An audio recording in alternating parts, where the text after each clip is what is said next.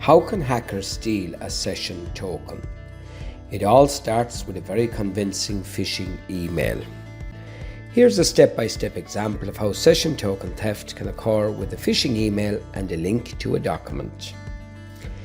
The user will receive a seemingly genuine phishing email with a link to a document. They click the link, and to view the document they are prompted to sign into their Microsoft account. The login will look like a legitimate Microsoft login because they are actually logging into Microsoft. But as always, there's a catch. The attacker is proxying or passing the Microsoft login page via their own web server.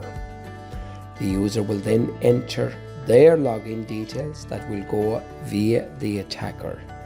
The Microsoft site will then generate an MFA or multi-factor authentication prompt, which will be displayed to the user through the proxied session via the attacker. Remember, MFA is multi-factor authentication, where you're asked to confirm that you've received a text message or whatever in addition to your password.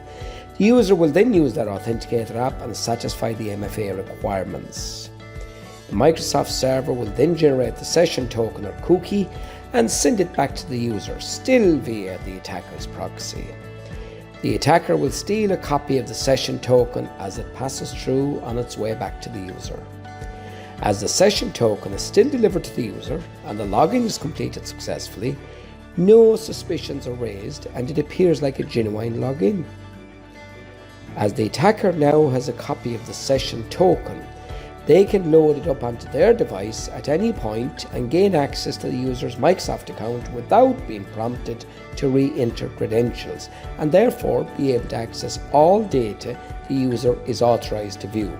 This type of phishing attack is often referred to as an adversary in the middle or man-in-the-middle attack due to the nature of the attacker acting as a middleman between the user and Microsoft. Session token theft allows criminals to bypass MFA because the stolen session token was created after the security credentials had been checked.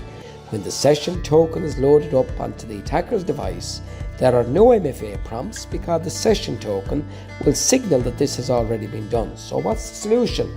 We need to make the token machine specific. In other words, it can only be used in the machine it either was generated on or intended for. When it comes to Microsoft 365, Microsoft Basic and Standard come with basic security, whereas Microsoft Business Premium comes with advanced security.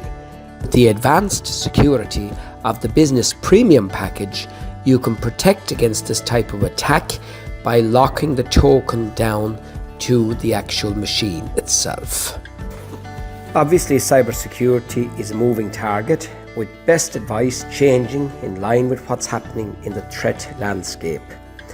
Microsoft have seen increasing levels of this type of attack since last May or June, that's May or June 24, and their advice is to go for the premium license as opposed to the basic or standard for best protection of your Microsoft 365 estate in the cloud.